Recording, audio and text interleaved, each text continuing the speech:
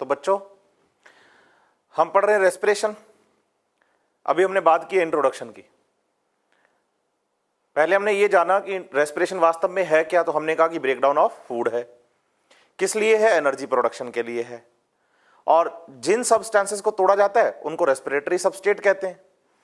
और respiratory substrates में भी सबसे पहले हम कार्बोहाइड्रेट्स को यूज करते हैं।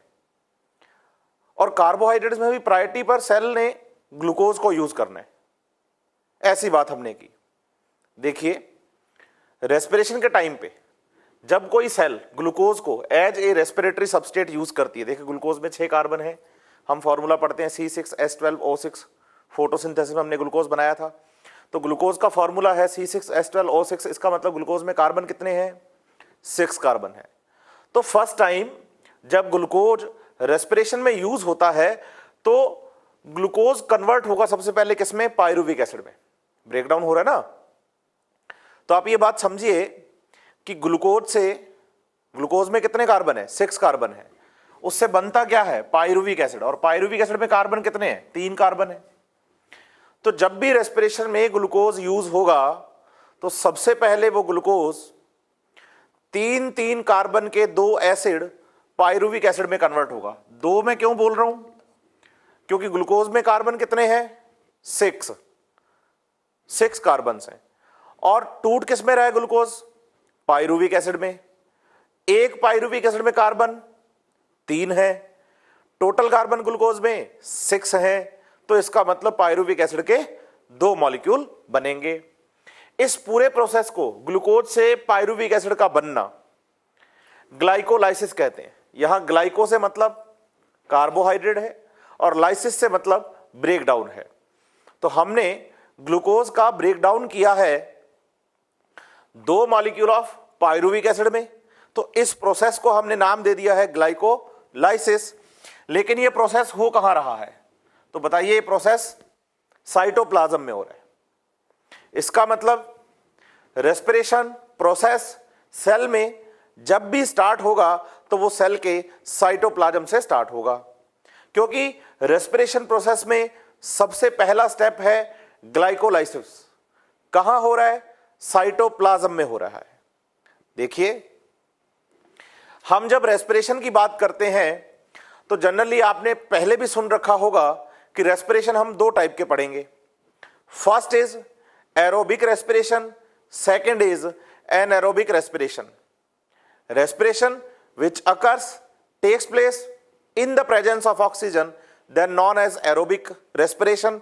और in the absence of oxygen अगर respiration है तो आप उसे नाम देंगे anaerobic respiration। देखिए, respiration चाहे aerobic हो और respiration चाहे anaerobic हो, मीन्स चाहे respiration प्रोसेस ऑक्सीजन की प्रेजेंस में हो रहा है चाहे वो ऑक्सीजन की एब्सेंस में हो रहा है, रेस्पिरेशन प्रोसेस में सबसे पहला स्टेप ग्लाइकोलाइसिस ही होगा। इसीलिए हम कह रहे हैं कि glycolysis pathway is common in both aerobic and anaerobic respiration. देखिए, ग्लाइकोलाइसिस पाथ को चलाने के लिए, पाथवे को चलाने के लिए, प्रोसेस को चलाने के लिए ऑक्सीजन की एसेंशियलिटी नहीं है। इसका मतलब ग्लाइकोलाइसिस में ऑक्सीजन काम नहीं आती है। ग्लाइकोलाइसिस में ऑक्सीजन काम नहीं आती है। तो इसका मतलब रेस्पिरेशन प्रोसेस का सबसे पहला स्टेप ग्लाइकोलाइसिस है। रेस्पिरेशन चाहे कोई भी है, चाहे एरोबिक है और चाहे एनारोबिक है, सबसे पहले पायरुविक एसिड बनेगा ग्लाइकोलाइसिस नाम के प्रोसेस से। अब ये जो पायरुविक एसिड बना है, अब इसका फ्यूचर जो है ना सेल में, वो डिपेंड करता है कि सेल किस टाइप का रेस्पिरेशन कर रही है। देखिए, अगर एरोबिक रेस्पिरेशन होगा तो ये पायरुविक एसिड एरोबिक रेस्पिरेशन की केमिकल रिएक्शंस में चला जाएगा, और अगर एनारोबिक रेस्पिरेशन होगा तो ये पायरुविक एसिड एनारोबिक रेस्पिरेशन की केमिकल रिएक्शंस में चला जाएगा। इसका मतलब ग्लूकोज से पायरुविक एसिड बनने तक का प्रोसेस तो कॉमन है, चाहे एरोबिक रेस्पिरेशन हो और चाहे एनारोबिक रेस्पिरेशन हो। लेकिन पायरुविक एसिड के बाद ये पायरुविक एसिड या तो एरोबिक रेस्पिरेशन की केमिकल रिएक्शंस में जाएगा या एनारोबिक रेस्पिरेशन की केमिकल रिएक्शंस में जाएगा। देखिए, अगर आप पायरुविक एसिड से एरोबिक रेस्पिरेशन चलाते हैं तो आप बताइए, एरोबिक रेस्पिरेशन का जो मेन प्रोसेस है उसे क्रेब्स साइकिल कहते हैं। हमने पहले भी नाम सुना होगा इसके बारे में, क्रेब्स साइकिल। ये एरोबिक रेस्पिरेशन का मेन प्रोसेस है, केमिकल प्रोसेस है। लेकिन पायरुविक एसिड जो है वो डायरेक्ट क्रेब्स साइकिल को स्टार्ट नहीं करता है। क्रेब्स साइकिल को स्टार्ट करने के लिए, क्रेब्स साइकिल को चलाने के लिए हमें एक कंपाउंड की जरूरत है जिसका नाम है एसिटाइल कोएंजाइम। एसिटाइल कोएंजाइम, जो एसिटाइल कोएंजाइम ए है उसमें 2 कार्बन है, पायरुविक एसिड में 3 कार्बन है। इसका मतलब यह हुआ कि ये जो पायरुविक एसिड है एरोबिक रेस्पिरेशन के टाइम पर कहां आएगा, माइटोकॉन्ड्रिया में आएगा, और माइटोकॉन्ड्रिया में आने के बाद कन्वर्ट होगा एसिटाइल कोएंजाइम ए में, और एसिटाइल कोएंजाइम ए से रन होगा क्रेब्स साइकिल। तो Krebs cycle is the main process for the aerobic respiration. देखिए, ये एसिटाइल कोएंजाइम ए का बनना और क्रेब्स साइकिल का चलना कहां हो रहा है, माइटोकॉन्ड्रिया में हो रहा है। लेकिन ये प्रोसेस माइटोकॉन्ड्रिया में होंगे कब, जब प्रेजेंट होगी कौन, ऑक्सीजन। क्योंकि हम पहले ही कह चुके हैं कि ये जो पायरुविक एसिड है एरोबिक रेस्पिरेशन में जाएगा, एसिटाइल कोएंजाइम ए बनाएगा और क्रेब्स साइकिल चलाएगा। ये एरोबिक रेस्पिरेशन की केमिकल रिएक्शंस हैं, और एरोबिक रेस्पिरेशन तभी होगा जब ऑक्सीजन प्रेजेंट होगी। तो इसका मतलब हम सबसे पहले तो रेस्पिरेशन, जब एरोबिक रेस्पिरेशन पढ़ेंगे तो सबसे पहले पढ़ेंगे हम ग्लाइकोलाइसिस। देखिए, जब हम ग्लाइकोलाइसिस की डिटेलिंग करेंगे ना, तो ग्लाइकोलाइसिस में हम 10 रिएक्शंस पढ़ेंगे। ग्लाइकोलाइसिस एक रिएक्शन का नाम नहीं है, ग्लाइकोलाइसिस एक पाथवे का नाम है, पाथ का नाम है। इसका मतलब इसमें मोर देन 1 रिएक्शंस हैं। बच्चे, जब हम ग्लाइकोलाइसिस की बात करते हैं तो हम इसमें 10 रिएक्शंस को पढ़ेंगे, 10 रिएक्शंस को पढ़ेंगे।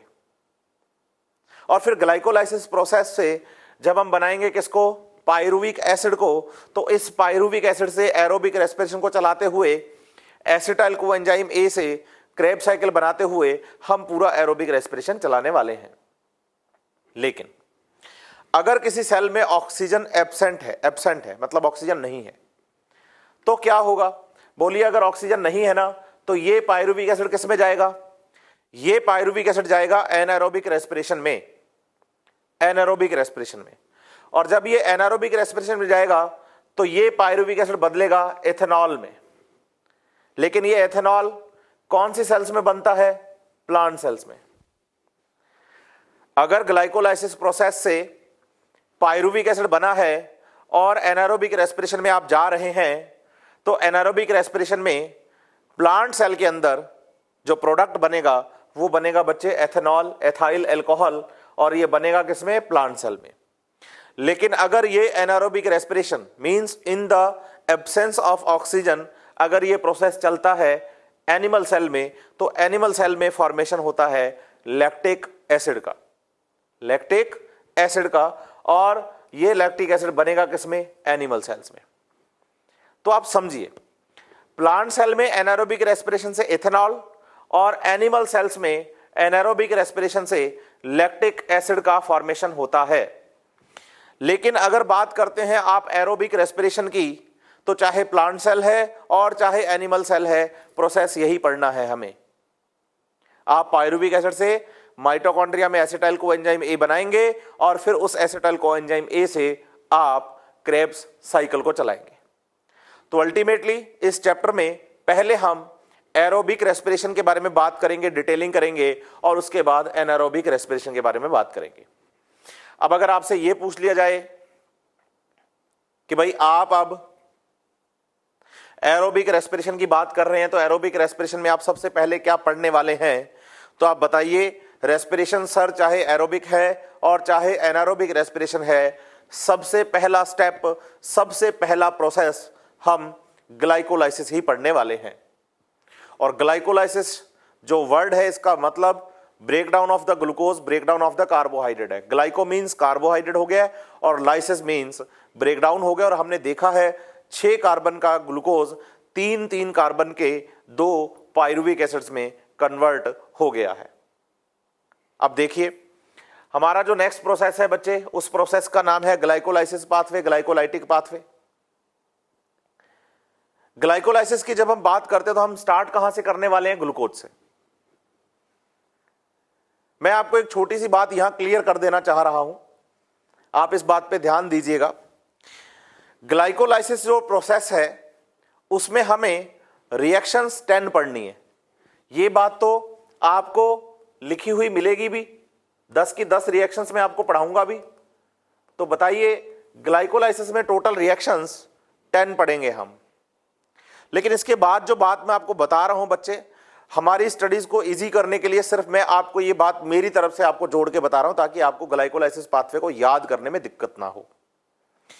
रिएक्शंस 3 है, सॉरी 10 है, रिएक्शंस 10 है, लेकिन मैं आपको समझाऊं कि ग्लाइकोलाइसिस में मैं इवेंट्स 3 करवाने वाला हूं, 3 इवेंट करवाने वाला हूं इन 10 रिएक्शंस में। सबसे पहला इवेंट मैं क्या करवाऊंगा कि जो ग्लूकोज है जो कि रेस्पिरेटरी सबस्ट्रेट है, उस रेस्पिरेटरी सबस्ट्रेट को हम एनर्जी देंगे। एनर्जी क्यों देंगे? ताकि जो ग्लूकोज है उसको एनर्जी मिलने के बाद वो ग्लूकोज अनस्टेबल हो जाए और उसे तोड़ना मेरे लिए आसान हो जाए। तो सबसे पहला काम ग्लूकोज को एनर्जी देना और ग्लूकोज को एनर्जी देकर अनस्टेबल करना। जैसे ही आप ग्लूकोज को अनस्टेबल कर लेंगे तो दूसरा काम है ग्लूकोज को तोड़ना और उसमें से हाइड्रोजन्स निकालना। देखिए हम पढ़ रहे हैं रेस्पिरेशन। रेस्पिरेशन का मतलब है ऑक्सीडेशन ऑफ फूड, और ऑक्सीडेशन ऑफ फूड में हमने ये बात बहुत अच्छे से पढ़ी है कि भाई हम ऑक्सीडेशन करवाएंगे हाइड्रोजन्स को निकालकर। तो देखिए ग्लाइकोलाइसिस हो, क्रेब्स साइकिल हो, एरोबिक रेस्पिरेशन हो, एनारोबिक रेस्पिरेशन हो, मेन मोटिव हाइड्रोजन्स को निकालना ही है। क्यों? क्योंकि हाइड्रोजन्स को निकालकर ही तो हम फूड का ऑक्सीडेशन करवाते हैं। तो पहला इवेंट जो ग्लाइकोलाइसिस में है वो है ग्लूकोज को एनर्जी देकर अनस्टेबल करना। दूसरा इवेंट है कि उस अनस्टेबल ग्लूकोज को तोड़ना और उसमें से हाइड्रोजन्स को बाहर निकालना। उस अनस्टेबल ग्लूकोज को तोड़ना और उसमें से हाइड्रोजन्स निकालना, ये दूसरा इवेंट है। तीसरा इवेंट, बच्चा कहता है आपने हमें पढ़ाया respiration is the breakdown of the food और the oxidation of food for energy production, कि आपने फूड को तोड़ा है, आपने फूड का ऑक्सीडेशन करवाया है एनर्जी के लिए, लेकिन आप ग्लाइकोलाइसिस में एनर्जी यूज कर रहे हो। आप बना थोड़ी रहे हो, आप तो एनर्जी यूज कर रहे हो। तो बेटा मेरा तीसरा इवेंट यही है कि मैंने ग्लूकोज को जितनी एनर्जी अनस्टेबल करने के लिए दी थी ना, उससे ज्यादा एनर्जी मैं उससे लूंगा ताकि मुझे एनर्जी का नुकसान ना हो। रेस्पिरेशन एनर्जी यील्डिंग प्रोसेस है, एनर्जी कंज्यूमिंग प्रोसेस नहीं है। ठीक है, स्टार्टिंग में मैंने ग्लूकोज को एनर्जी दी है, अनस्टेबल किया है, लेकिन फिर फाइनल इवेंट के अंदर मैंने उससे एनर्जी वापस ले भी ली है। तो रिएक्शंस 10 पढ़ेंगे लेकिन इवेंट्स 3 पढ़ेंगे। पहला ग्लूकोज को एनर्जी देकर अनस्टेबल करना, दूसरा ग्लूकोज का जो अनस्टेबल फॉर्म है उसे तोड़कर उसमें से हाइड्रोजन निकालना, और तीसरा इवेंट जितनी एनर्जी हमने दी है वो एनर्जी हम उससे वापस लेंगे। देखिए अब हमारे पास ग्लूकोज है 6 कार्बन कंपाउंड। अब मैं आपको पहले भी ये बात बता चुका हूं कि सेल चाहे एनर्जी खर्च करे और सेल चाहे एनर्जी बनाए, मींस चाहे आप एनर्जी कंज्यूम कर रहे हैं और चाहे आप एनर्जी प्रोड्यूस कर रहे हैं, एनर्जी कंज्यूम भी एटीपी की फॉर्म में हो रही है सेल में, प्रोड्यूस भी एटीपी की फॉर्म में ही हो रही है, because ATP is the energy currency of the cell. तो देखिए ग्लूकोज को हमने एनर्जी देनी है, अनस्टेबल करना है, तो ग्लूकोज को एनर्जी देके हम कन्वर्ट करेंगे ग्लूकोज 6 फॉस्फेट में, 6 फॉस्फेट में, और इसमें फॉस्फेट आएगा कहां से, बोलिए एटीपी से। ग्लूकोज में अगर देखा जाए तो कार्बन है 6 कार्बन से।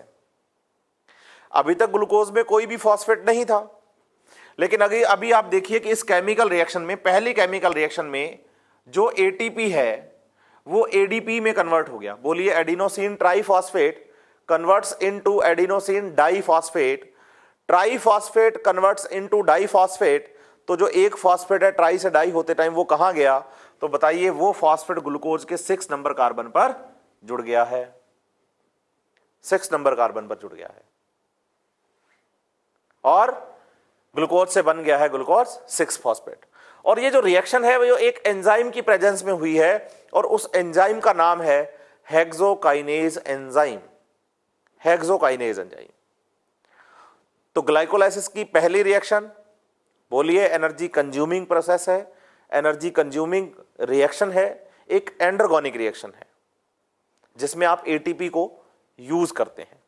अब ग्लूकोज को हमने एनर्जी दे दी, अब ग्लूकोज को कहोगे भाई टूट, तो ग्लूकोज कहता है अभी नहीं टूट रहा, अभी इतना अनस्टेबल नहीं हुआ कि मैं टूट जाऊं, अभी मैं स्टेबल ही हूं, इतना अनस्टेबल नहीं हुआ हूं कि मैं जल्दी से टूट जाऊं। तो हमने पूछा भाई टूटेगा कैसे, तो उसने कहा मेरा एक और रूप है, मेरी एक और फॉर्म है जो मुझसे भी ज्यादा अनस्टेबल है, उसे आपको तोड़ना आसान होगा। हमने पूछा कौन, तो उसने कहा मेरा एक आइसोमर है फ्रक्टोज, आप मुझे मेरे आइसोमर फ्रक्टोज में चेंज कर लो, मैं जल्दी टूट जाऊंगा। हमने इस ग्लूकोज का आइसोमरेशन करवा दिया और ग्लूकोज को कन्वर्ट कर दिया फ्रक्टोज 6 फॉस्फेट में, और फ्रक्टोज ग्लूकोज का आइसोमर है। तो यहां आइसोमराइजेशन हो गया बच्चे, आइसोमर बन गया है ग्लूकोज का कौन, फ्रक्टोज।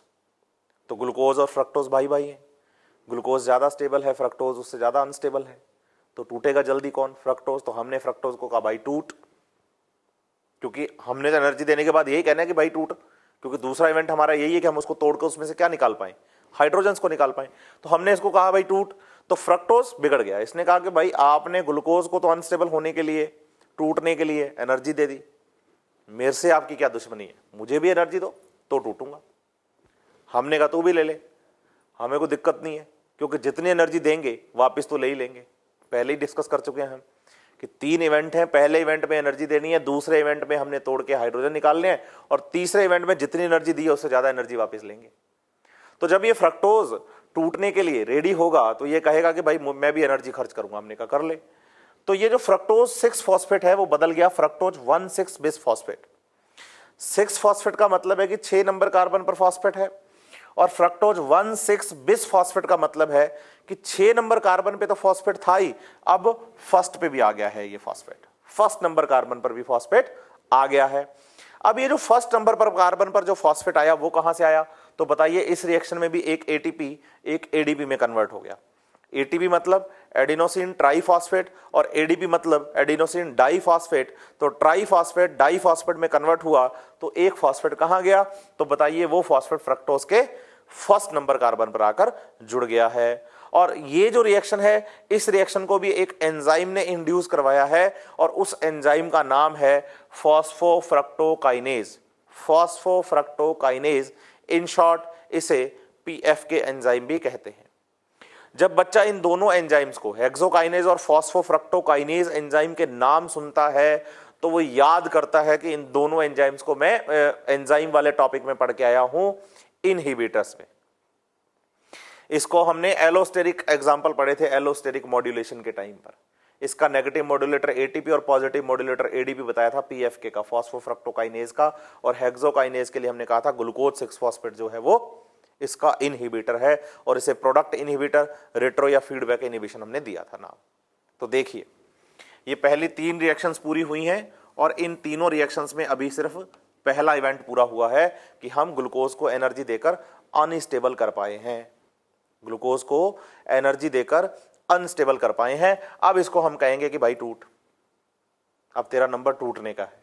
तो अब ये कहेगा कि यस अब मैं रेडी हूं टूटने के लिए। तो बताइए ये जो फ्रक्टोज 6 फॉस्फेट है ये 3 कार्बन के 2 कंपाउंड में टूटेगा।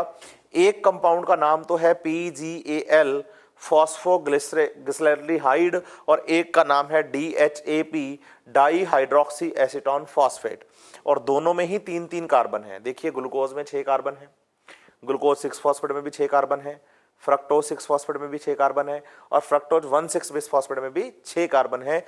लेकिन यहां पर इस एल्डोलेज एंजाइम की हेल्प से इस फ्रक्टोज 1,6 बिस फॉस्फेट का जो 6 कार्बन का कंपाउंड है, इसे 3-3 कार्बन के 2 कंपाउंड्स में तोड़ दिया गया है। देखिए यहां इस बात को भी आप अपने दिमाग में रख लीजिए बच्चे, कि जब हमने केल्विन साइकिल के टाइम पर ग्लूकोज का फॉर्मेशन किया था, तो उस ग्लूकोज का फॉर्मेशन हमने PgAl से ही किया था, ट्रायोज फॉस्फेट से ही किया था। हमने कहा RuBP में CO2 जुड़ा, PGA बना, और PGA ने ATP और NADPH2 का यूटिलाइजेशन करते हुए PgAl बनाया, और PgAl से ग्लूकोज का फॉर्मेशन हुआ। तो आज देखिए जब आप ग्लूकोज को तोड़ रहे हैं तो फिर क्या बना रहे हैं, PgAl। मतलब आप चाहे ग्लूकोज को बनाइए और चाहे आप ग्लूकोज को तोड़िए, तो बीच में जो कॉमन आएगा ना बच्चे सब्सटेंस, जो केमिकल, वो PgAl है, फॉस्फोग्लिसरैल्डिहाइड है। जब आप ग्लूकोज बनाते हैं फोटोसिंथेसिस के टाइम पर, तो आप PgAl से ही बनाते हैं, और रेस्पिरेशन के टाइम पर जब आप ग्लूकोज को तोड़ते हैं तो तोड़कर वापस फिर से PgAl ही बनाते हैं।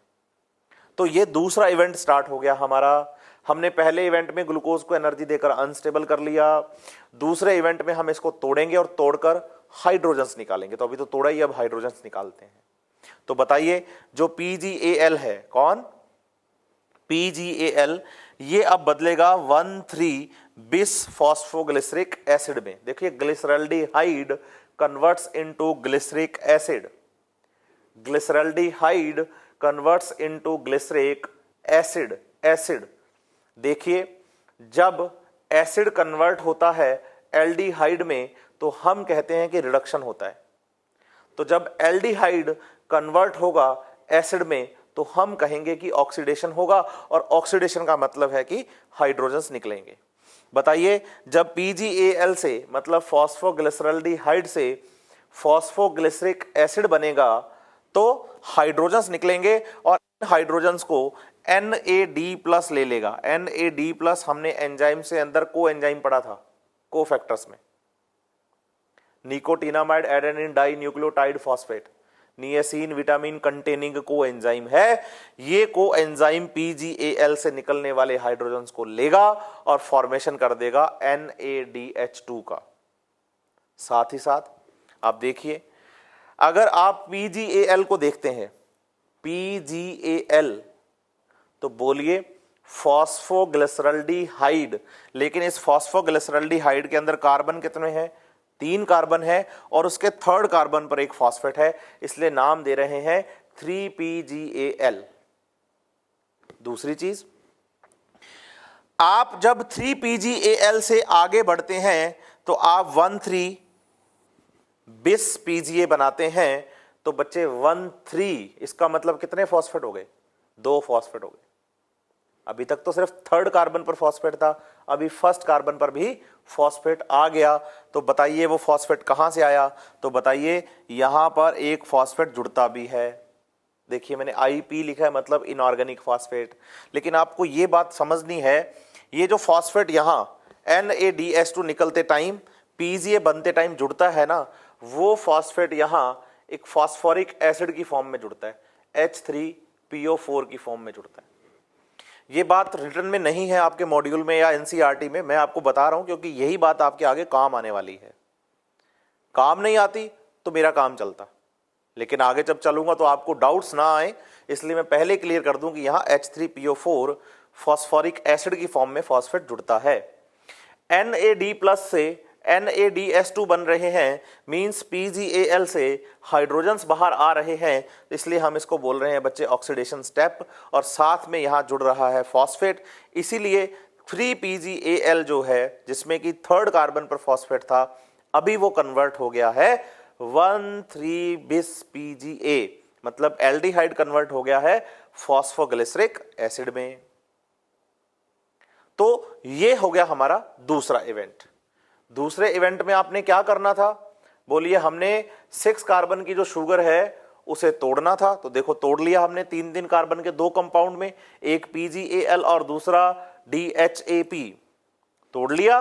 और साथ ही साथ इस PgAl का हमने ऑक्सीडेशन भी करवा लिया है, मतलब कि हमने इसमें से हाइड्रोजन्स को बाहर निकाल लिया है। तो ये हमारा दूसरा इवेंट हुआ। अब हम बढ़ते हैं हमारे तीसरे इवेंट की तरफ। तीसरा इवेंट था कि जितनी एनर्जी दी है वो वापस लेनी है। तो बताइए कि जो 1,3 bis PGA है वो अब कन्वर्ट होगा 3 PGA में। देखिए 1,3 bis फॉस्फोग्लिसरिक एसिड, इसका मतलब फर्स्ट नंबर और थर्ड नंबर दोनों कार्बन पर फॉस्फेट है, लेकिन वो कन्वर्ट हो रहा है 3 PGA में, और 3 PGA में केवल ग्लिसरिक एसिड के थर्ड कार्बन पर एक ही फॉस्फेट है। तो बताइए 2 फॉस्फेट एक फॉस्फेट में कन्वर्ट हुआ, तो दूसरा फॉस्फेट कहां गया? तो बताइए वो फॉस्फेट ले लिया किसने? ADP ने, और फॉर्मेशन कर दिया किसका? ATP का। तो एडिनोसिन डाइफॉस्फेट में वो फॉस्फेट जुड़ेगा और दोबारा बन जाएगा एडिनोसिन ट्राइफॉस्फेट। और फॉस्फेट जुड़ना या फॉस्फेट का मूवमेंट कहलाता है फॉस्फोराइलेशन। हम पहले भी क्लियर कर चुके हैं कि अगर केमिकल रिएक्शन में फॉस्फेट एक कंपाउंड से दूसरे कंपाउंड पर ट्रांसफर होता है तो उस केमिकल रिएक्शन के लिए हम फॉस्फोराइलेशन टर्म यूज करते हैं। फॉस्फोराइलेशन टर्म यूज करते हैं। तो बताइए इस केमिकल रिएक्शन में जब 1,3 bis फॉस्फोग्लिसरिक एसिड से 3 फॉस्फोग्लिसरिक एसिड बना है, तो 1 मॉलिक्यूल ऑफ ATP का फॉर्मेशन हुआ है और इसे बोलेंगे SLP। फुल फॉर्म आप याद रखेंगे, substrate level phosphorylation. Substrate level phosphorylation. किसी केमिकल रिएक्शन में जब सबस्ट्रेट प्रोडक्ट में चेंज होता है, सबस्ट्रेट यहां 1,3 bis PGA सबस्ट्रेट है और 3 PGA प्रोडक्ट है, तो जब एक केमिकल रिएक्शन में कोई सबस्ट्रेट प्रोडक्ट में चेंज होते टाइम ATP सिंथेसिस करवाए, डायरेक्ट ATP सिंथेसिस करवाए, तो उसे SLP कहा जाता है, सबस्ट्रेट लेवल फॉस्फोराइलेशन कहा जाता है। डायरेक्ट टर्म में इसलिए बोल रहा हूं बच्चे क्योंकि हम फोटोसिंथेसिस में भी ये बात पढ़ के आए हैं कि ATP का फॉर्मेशन केमी ऑस्मोसिस से होता है। केमी ऑस्मोसिस का मतलब है कि अक्रॉस द मेम्ब्रेन एक प्रोटॉन ग्रेडियंट डेवलप होता है, और जब उस ग्रेडियंट को ऑक्सीसॉम्स की हेल्प से, F0 पार्टिकल्स की हेल्प से तोड़ा जाता है, तो F1 पार्टिकल पर ATP का फॉर्मेशन होता है। उसे हमने बोला है बच्चे ATP सिंथेसिस के लिए केमी ऑस्मोसिस। लेकिन आप इस बात का यहां खास ध्यान रखेंगे कि यहां ATP बनता है लेकिन कोई ग्रेडियंट नहीं है, कोई मेम्ब्रेन नहीं है, because glycolysis occurs in the cytoplasm of the cell. यहां कोई मेम्ब्रेन काम नहीं कर रही, यहां कोई ग्रेडियंट डेवलप नहीं हो रहा, यहां कोई ऑक्सीसोम काम नहीं कर रहे। केमिकल रिएक्शन में डायरेक्ट ही ATP का क्या हो रहा है? फॉर्मेशन हो रहा है। तो direct synthesis of the ATP in any chemical reaction is known as substrate level phosphorylation. Substrate level phosphorylation. दूसरी चीज, अब ये जो 3 PGA हमने बनाया है, किससे बनाया है? ये 1,3 by PGA से बनाया 3 PGA को। अब ये 3 PGA कन्वर्ट होगा 2 PGA में। देखिए है PGA ही, फॉस्फोग्लिसरिक एसिड ही है, बस थोड़ा सा म्यूटेशन ये हो गया, चेंज ये हो गया है कि जो फॉस्फेट इसके थर्ड कार्बन पर था ना बच्चे, वो फॉस्फेट इसके सेकंड कार्बन पर आ गया। तो 2 फॉस्फोग्लिसरिक एसिड कन्वर्ट हो गया है, 3 फॉस्फोग्लिसरिक एसिड कन्वर्ट हो गया है 2 फॉस्फोग्लिसरिक एसिड में। मतलब जो फॉस्फेट ग्लिसरिक एसिड के थर्ड कार्बन पर था, वो फॉस्फेट ग्लिसरिक एसिड के सेकंड कार्बन पर आ गया। उसके बाद जो 2 PGA है वो कन्वर्ट होता है PEP में, फॉस्फोइनॉल पाइरुवेट में। अगर आपको याद हो तो C4 पाथवे में PEP CO2 का प्राइमरी एक्सेप्टर था और बना ये ग्लाइकोलाइसिस में है। तो 2 PGA converts into phosphoenol pyruvate. Phosphoglyceric acid converts into phosphoenol pyruvate, और इस केमिकल रिएक्शन में एक वाटर मॉलिक्यूल रिलीज भी होता है।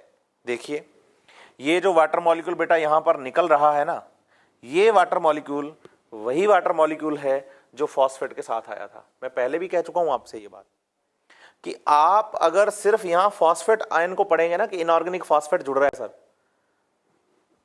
पीजीएल से 1,3 बेस पीजीए बनते टाइम सिर्फ फॉस्फेट की बात करेंगे तो आप इस वाटर मॉलिक्यूल को बैलेंस नहीं कर पाएंगे। इसलिए बोल रहा हूं कि जो फॉस्फेट यहां जुड़ता है वो वाटर से रिएक्ट करता हुआ जुड़ता है, और फॉस्फेट वाटर से रिएक्ट करेगा तो एसिड बनाएगा फॉस्फोरिक एसिड। ये वही वाटर है बच्चे, इसको बैलेंसिंग यहां से करनी है आपने, और ऐसा आपकी एनसीईआरटी में भी गिवन है और ये सेम आपके मॉड्यूल में भी गिवन है, लेकिन इसका रीजन नहीं दिया हुआ, मैं आपको समझा रहा हूं। फिर आप बताइए कि जो फॉस्फोइनॉल पाइरुवेट है 3 कार्बन का, पीईपी जो है, वो पीईपी ग्लाइकोलाइसिस के एक फाइनल प्रोडक्ट, की प्रोडक्ट पाइरुविक एसिड में चेंज होता है। देखिए पीईपी का फुल फॉर्म अगर हम पढ़ते हैं तो हम पढ़ते हैं फॉस्फोइनॉल पाइरुवेट। इसका मतलब फॉस्फोइनॉल पाइरुवेट में फॉस्फेट प्रेजेंट है, फॉस्फोइनॉल पाइरुवेट में फॉस्फेट प्रेजेंट है, बिल्कुल है। अब फॉस्फोइनॉल पाइरुवेट से बनाया है हमने पाइरुविक एसिड को, लेकिन पाइरुविक एसिड में फॉस्फेट नहीं है। तो बताइए जो फॉस्फेट फॉस्फोइनॉल पाइरुवेट में था वो फॉस्फेट पाइरुविक एसिड बनते टाइम कहां गया? तो हमारा जवाब यही है कि वो फॉस्फेट सेल के साइटोप्लाज्म ने एक एडीपी ने लिया, एडिनोसिन डाइफॉस्फेट ने लिया, और वो कन्वर्ट हो गया किसमें? एडिनोसिन ट्राइफॉस्फेट में। इसका मतलब ग्लाइकोलाइसिस के फाइनल स्टेप में भी एटीपी बनता है, और ये एटीपी केमिकल रिएक्शन से बन रहा है। मतलब फॉस्फोइनॉल पाइरुवेट पाइरुविक एसिड में चेंज होते टाइम हमें डायरेक्ट ही केमिकल रिएक्शन में एक एटीपी देकर जा रहा है, और जब डायरेक्ट एटीपी सिंथेसिस होता है तो हम उसे कहते हैं SLP, substrate level phosphorylation. Substrate level phosphorylation. तो इसका मतलब सबस्ट्रेट लेवल फॉस्फोराइलेशन 1,3 बिस पीजीए से 3 पीजीए बनते टाइम भी हुआ, और substrate level phosphorylation SLP PEP से पाइरुविक एसिड बनते टाइम भी हुआ है। और ये जो केमिकल रिएक्शन है बच्चे, ये एक एंजाइम की प्रेजेंस में जिसका नाम पाइरुवेट काइनेज है। पाइरुवेट काइनेज है, और एक पाइरुविक एसिड में 3 कार्बन है।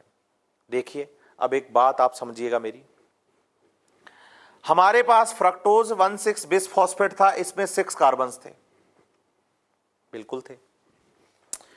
ये टूटा है 3-3 कार्बन के 2 कंपाउंड्स PgAl और DHAP में। एक PgAl है और दूसरा DHAP है। PgAl के एक मॉलिक्यूल से हमने बनाया 1,3 बिस PGA, फिर 3 PGA, 2 PGA, फिर बनाया PEP and then finally pyruvic acid. तो बताइए 1 molecule of PgAl converts into 1 molecule of pyruvic acid. अब ग्लाइकोलाइसिस में फ्रक्टोज 1,6 बिस फॉस्फेट के 6 कार्बन का जो कंपाउंड है वो 3-3 कार्बन के 2 कंपाउंड DHAP और PgAl में टूटा है। तो ये PgAl तो पाइरुविक एसिड का फॉर्मेशन करेगा। अब जो DHAP है और जो PgAl है ये भी दोनों एक दूसरे के आइसोमर्स हैं। तो जैसे ही ये PgAl पाइरुविक एसिड के बनने के लिए आगे की तरफ केमिकल रिएक्शन में चला जाता है, तो बताइए ये DHAP भी PgAl में कन्वर्ट हो जाता है। तो मतलब एक ये रिएक्शंस तो चलेंगी PgAl की वजह से, और दूसरा ये रिएक्शन चलेंगी DHAP की वजह से। इसका मतलब PgAl के बाद हर एक रिएक्शन कितनी बार चलने वाली है? 2-2 बार चलने वाली है। इसका मतलब हर एक मॉलिक्यूल के कितने 2-2 मॉलिक्यूल्स बनने वाले हैं। एक मॉलिक्यूल तो PgAl से बनेगा और दूसरा DHAP से PgAl में कन्वर्जन के बाद बनेगा। इसका मतलब यह हुआ कि फ्रक्टोज के बाद PgAl से हर एक रिएक्शन हमने ग्लाइकोलाइसिस में 2-2 बार पढ़नी है for the 1 molecule of glucose, because in glucose there are 6 carbons are present. एक ग्लूकोज मॉलिक्यूल में 6 कार्बन है, तो बेटा PgAl के 3 कार्बन के 2 मॉलिक्यूल बनेंगे, तो फाइनली मेरे पास पायरुविक एसिड भी 2 बनेंगे। तो देखिए, एक रिएक्शन में एक एटीपी बन रहा है, तो जब ये PgAl से 2 बार रिएक्शन चलेगी तो ये एटीपी भी कितने बनने वाले हैं? 2 बनने वाले हैं। और PEP 2 है, पायरुविक एसिड 2 है, तो ये एटीपी भी कितने बनने वाले हैं? 2 बनने वाले हैं। तो बताइए, ग्लूकोज से फ्रक्टोज 1,6 बिसफॉस्फेट तक आपने कितने एटीपी खर्च किए? तो बताइए, हमने 2 एटीपी खर्च किए। एक एटीपी खर्च किया फर्स्ट रिएक्शन में और एक एटीपी खर्च किया हमने थर्ड रिएक्शन में। लेकिन इस ग्लूकोज से जब आपने पायरुविक एसिड के कितने 2 मॉलिक्यूल बनाए, तो आपने वापस एटीपी कितने पाए? तो हम कहते हैं हमने 4 एटीपी बनाए, 2 यहां और 2 वहां। तो खर्चा कितने का? 2 का। प्रोडक्शन कितने का? 4 का। तो फायदे में है या नुकसान में है? तो हम कहते हैं फायदे में है। तो फायदे में है तो रेस्पिरेशन या ग्लाइकोलाइसिस एक एक्सर्गोनिक पाथवे हो गया कि ये एनर्जी को प्रोड्यूस कर रहा है जी, एनर्जी को प्रोड्यूस कर रहा है। दूसरी चीज देखिए, ग्लाइकोलाइसिस हो कहां रहा है? बच्चा कहता है ग्लाइकोलाइसिस हो रहा है साइटोप्लाज्म में। बिल्कुल सही बात है, पहले भी डिस्कस कर चुके हैं। और ग्लाइकोलाइसिस के टाइम पे ग्लूकोज का पार्शियल ऑक्सीडेशन होता है, पार्शियली ऑक्सीडाइज होता है ग्लूकोज। और ग्लाइकोलाइसिस के टाइम पे SLP भी होता है, सबस्ट्रेट लेवल फॉस्फोराइलेशन। बच्चा कहता है सबस्ट्रेट लेवल फॉस्फोराइलेशन तो मैं समझ चुका हूं, आपने बता दिया। Without ATS, without chemiosmosis, chemical reaction में अगर डायरेक्ट ही ATP का फॉर्मेशन हो जाता है तो हम उसे SLP कहते हैं। यह बात मुझे समझ में आ गई है। मुझे तो यह समझाओ कि आपने ग्लूकोज को पार्शियली ऑक्सीडाइज कैसे करवाया? आपने पार्शियल ऑक्सीडेशन टर्म कैसे यूज की? तो पहले तो यह समझो कि ऑक्सीडेशन का मतलब क्या है। ऑक्सीडेशन का मतलब है हाइड्रोजन्स का निकलना। और देखिए बेटा, PgAl के एक मॉलिक्यूल से आपने NaDH2 का एक मॉलिक्यूल बनाया है। PgAl के एक मॉलिक्यूल से आपने NaDH2 का एक मॉलिक्यूल बनाया है, लेकिन ग्लूकोज से ये PgAl 2 बनेंगे, एक तो खुद PgAl और दूसरा DHAP से। तो इसका मतलब NaDH2 भी कितने बनेंगे? 2 बनेंगे। तो बताइए, एक NaDH2 में NaDH2 H2 में हाइड्रोजन 2, तो 2 NaDH2 में हाइड्रोजन 4। इसका मतलब मैं इस पूरे ग्लाइकोलाइसिस प्रोसेस में ग्लूकोज से कितने हाइड्रोजन निकाल पाया हूं? 4 हाइड्रोजन निकाल पाया हूं। देखिए, अगर आप ग्लूकोज को निकालने की बात कर रहे हैं तो आप मुझे बताइए ग्लूकोज का फॉर्मूला क्या है? तो बच्चा कहता है ग्लूकोज का फॉर्मूला है C6H12O6, 6 carbon, 12 hydrogen, 6 oxygen. Pyruvic acid का फॉर्मूला है C3H4O3, 3 कार्बन, 4 हाइड्रोजन, 3 ऑक्सीजन। और मॉलिक्यूल बने कितने हैं पायरुविक एसिड के? 2। तो इंटू 2 करिए आप, तो कार्बन कितने हो जाएंगे? 6। ऑक्सीजन कितनी हो जाएंगी? 6। तो कार्बन और ऑक्सीजन ग्लूकोज में कितने हैं? 6। तो 6 पूरे हैं। लेकिन ग्लूकोज में हाइड्रोजन कितने हैं? 12। पायरुविक एसिड के एक मॉलिक्यूल में हाइड्रोजन कितने हैं? 4। तो 2 में कितने हुए? 8। कितने कम है? 4। वो 4 हम यहां निकाल चुके हैं। क्या आपने ग्लाइकोलाइसिस में ग्लूकोज के सभी हाइड्रोजन्स को निकाल लिया? नहीं। क्या आपने ग्लूकोज के थोड़े से हाइड्रोजन निकाल लिए? यस। अब थोड़े से निकाल लिए तो पार्शियली ऑक्सीडाइज, सारे निकाल लेते तो कंप्लीट ऑक्सीडेशन हो जाता है। तो पार्शियल ऑक्सीडेशन और complete oxidation of the respiratory substrate से मतलब है कि उस रेस्पिरेटरी सबस्ट्रेट में जितने भी हाइड्रोजन्स प्रेजेंट हैं वो सारे हाइड्रोजन्स आपने बाहर निकाल लिए हैं। दूसरी बात, अगर आप इस ग्लाइकोलाइसिस प्रोसेस में केमिकल रिएक्शंस को काउंट करो तो ये टोटल केमिकल रिएक्शंस 10 हैं। 1 2 3 4 5 6 7 8 9 और एक ये DHAP से PGL का कन्वर्जन 10। लिखते हैं first reaction, second reaction, third reaction, fourth reaction, fifth, sixth, 7, 8, 9 और एक रिएक्शन हो गई DHAP से PGAL का कन्वर्जन 10। ये टोटल 10 रिएक्शन है। लेकिन इसमें याद रखिए रिएक्शन नंबर 1, रिएक्शन नंबर 3 और रिएक्शन नंबर जो लास्ट वाली है, इसको आप 10वीं रिएक्शन काउंट करेंगे बच्चे, सबसे लास्ट में हो रही है। ये 3 रिएक्शन ऐसी हैं जिनमें मैंने सिंगल एरो लगाया है। बाकी आप हर एक रिएक्शन में देखेंगे आपको डबल एरो मिलेगा। डबल एरो से और सिंगल एरो से मतलब है रिवर्सिबल रिएक्शन और इररिवर्सिबल रिएक्शन। मींस PEP से PGA बन सकता है, PGA से PEP बन सकता है। लेकिन सिंगल एरो का मतलब है कि रिएक्शन जिस तरफ जा रही है सिर्फ उसी तरफ ही जाएगी, दोबारा रिवर्स नहीं हो सकती, तो हम कहते हैं कि इररिवर्सिबल है। तो ग्लाइकोलाइसिस में टोटल रिएक्शन कितनी है? 10। लेकिन 7 रिएक्शंस रिवर्सिबल है और 3 रिएक्शंस इररिवर्सिबल हैं। और आप अगर ध्यान दे पा रहे हो, मैंने आपको जो पढ़ाया है उसमें रिएक्शन नंबर 1, रिएक्शन नंबर 3 और रिएक्शन नंबर 10 के ही एंजाइम लिखे हैं। इसका रीजन यह है, अगर आपसे पूछा जाए कि ग्लाइकोलाइसिस का कंट्रोल पॉइंट कौन है, तो आप बताइए। ग्लाइकोलाइसिस को 3 जगह पर कंट्रोल किया जाता है, रिएक्शन नंबर 1 पर, रिएक्शन नंबर 3 पर और लास्ट रिएक्शन नंबर 10 पर। क्यों? यहां रिएक्शन को कंट्रोल किया जाता है रिएक्शन के एंजाइम को कंट्रोल करके, और जिन एंजाइम्स को हम कंट्रोल कर पाते हैं उन एंजाइम्स को हम एलोस्टेरिक एंजाइम कहते हैं। जिन एंजाइम्स को हम कंट्रोल कर पाते हैं उन एंजाइम्स को हम एलोस्टेरिक एंजाइम्स कहते हैं। तो बताइए रिएक्शन नंबर 1, रिएक्शन नंबर 3 और रिएक्शन नंबर 10 में एलोस्टेरिक एंजाइम्स काम करते हैं। हेक्सोकाइनेज एक एलोस्टेरिक एंजाइम है, फॉस्फोफ्रक्टोकाइनेज PF के एक एलोस्टेरिक एंजाइम है, पाइरुवेट काइनेज एक एलोस्टेरिक एंजाइम है। लेकिन एक बात और ध्यान दीजिए आप, इन तीनों में से अगर मेन पूछा जाए कि मेनली ग्लाइकोलाइसिस का कंट्रोल कहां होता है, तो आप बताएंगे कि ग्लाइकोलाइसिस का मेनली कंट्रोल फॉस्फोफ्रक्टोकाइनेज एंजाइम के द्वारा, PFK के द्वारा होता है।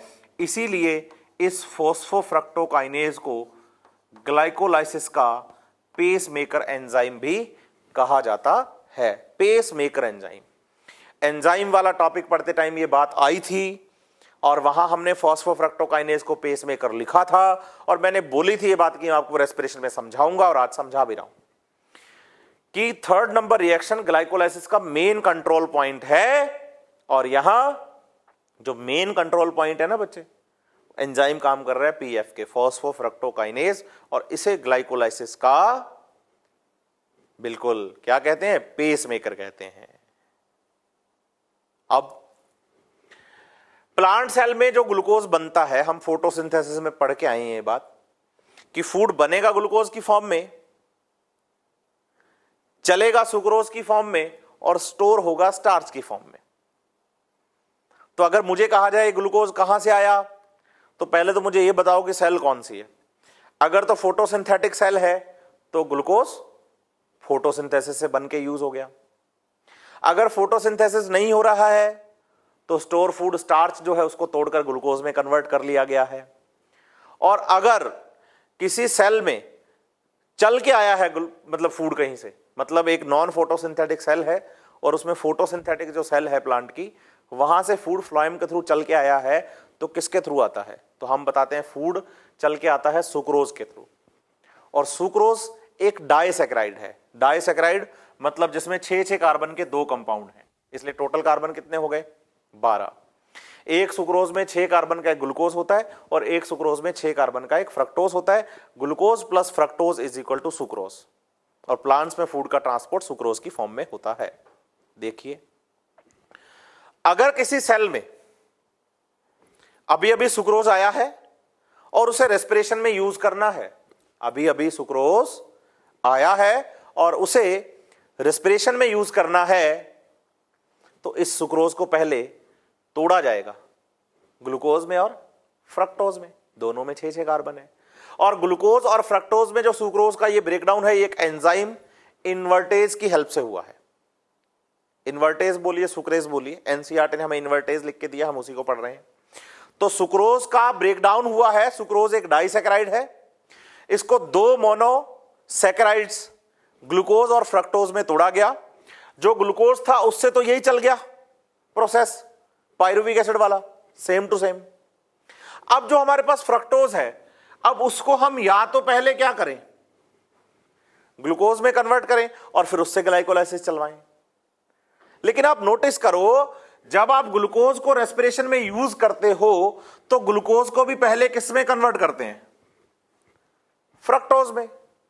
और अगर मुझे सीधा ही फ्रक्टोज मिल रहा है तो मैं क्यों जाऊंगा ग्लूकोज की तरफ, मैं सीधा ही इस फ्रक्टोज को क्या कर दूंगा, इस फ्रक्टोज को एक एटीपी खर्च करवा के फ्रक्टोज 6 फॉस्फेट में कन्वर्ट कर दूंगा। और यहां जो एंजाइम काम करेगा बेटा, वो एंजाइम भी कौन सा, हेक्सोकाइनेज, क्योंकि ये शुगर भी हेक्सोज है 6 कार्बन की। तो इसका मतलब यहां भी एटीपी तो 2 ही खर्च होंगे, एक यहां और दूसरा फ्रक्टोज 6 फॉस्फेट से फ्रक्टोज 1,6 बिस फॉस्फेट को बनाने के लिए। लेकिन बस एक स्टेप जो आइसोमरेशन वाला है वो माइनस हो जाएगा। इसका मतलब अगर आप फ्रक्टोज से चल रहे हैं तो 9 स्टेप हो जाएंगे, ग्लूकोज से चल रहे हैं तो 10 स्टेप्स हो जाएंगे। तो बताइए, एक ग्लूकोज मॉलिक्यूल से ग्लाइकोलाइसिस प्रोसेस में कितने एटीपी बनते हैं सिंथेसाइज्ड? तो बताइए 4 ग्लूकोज से, क्योंकि ग्लूकोज से पीजीएल के कितने मॉलिक्यूल बनेंगे, 2 बनेंगे सर। 2 बनेंगे तो 2 एटीपी एसएलपी से यहां और 2 एटीपी यहां, टोटल कितने बने, 4। कितने एटीपी ग्लूकोज से ग्लाइकोलाइसिस के अंदर खर्च होते हैं, 2। तो फिर हम मेरे को मिलते कितने हैं, 2। 4 बने, 2 खर्च हुए तो मिले कितने, 2 मिले।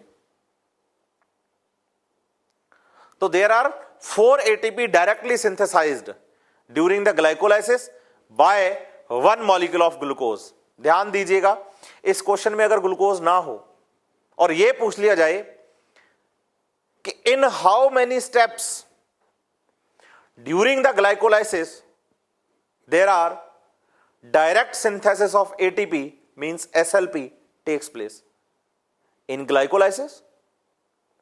In how many steps during the glycolysis there are direct synthesis of ATP means SLP takes place? तो मेरा आंसर है 2, क्योंकि ग्लाइकोलाइसिस में फिर मेरे को नंबर याद नहीं करने, क्योंकि ग्लाइकोलाइसिस की 2 ही रिएक्शन है जहां डायरेक्ट एटीपी सिंथेसिस होता है। एक रिएक्शन तो 1,3 बिस फॉस्फेट से 3 पीजीए बनते टाइम है और दूसरा पीईपी से पायरुविक एसिड बनते टाइम है। लेकिन अगर ये ग्लाइकोलाइसिस ग्लूकोज से चलाया जाएगा ना, तो ये रिएक्शन फिर 2-2 बार चलेंगी। इसलिए मैं ग्लूकोज से 4 बताऊंगा। वैसे ग्लाइकोलाइसिस में 2 स्टेप्स में एसएलपी होता है। तो बताइए, ग्लाइकोलाइसिस पाथवे में आपने ग्लूकोज का ब्रेकडाउन किया है पायरुविक एसिड के 2 मॉलिक्यूल्स में। इसमें टोटल 10 रिएक्शंस हैं, 3 इरिवर्सिबल हैं, 7 रिवर्सिबल हैं। ग्लाइकोलाइसिस में 3 कंट्रोल पॉइंट हैं। ग्लाइकोलाइसिस में एक ग्लूकोज मॉलिक्यूल के लिए 2 एटीपी मॉलिक्यूल्स को यूज किया जाता है, 4 एटीपी मॉलिक्यूल्स को फॉर्म किया जाता है और साथ में 2 मॉलिक्यूल्स NADH2 भी बनता है। और ग्लाइकोलाइसिस के दौरान जो एटीपी बनेगा उसे SLP सबस्ट्रेट लेवल फॉस्फोराइलेशन कहते हैं, डायरेक्ट सिंथेसिस ऑफ एटीपी। देखिए, अब आपने ग्लाइकोलाइसिस में क्या किया, आपने ग्लाइकोलाइसिस में ग्लूकोज का यूज किया है, फिर उस ग्लूकोज से क्या बनाया, आपने उस ग्लूकोज से पायरुविक एसिड बनाया है बेटा। लेकिन ग्लूकोज को पायरुविक एसिड में कन्वर्ट किया तो आपने कितने एटीपी खर्च किए, 2 एटीपी खर्च किए। आपने कितने NADH2 बनाए, हमने 2 NADH2 बनाए, क्योंकि हम बात किसकी कर रहे हैं, ग्लूकोज की। Very good. और आपने कितने एटीपी बनाए, तो हमने 4 एटीपी बनाए। तो 4 एटीपी बनाए, 2 एटीपी खर्च किए।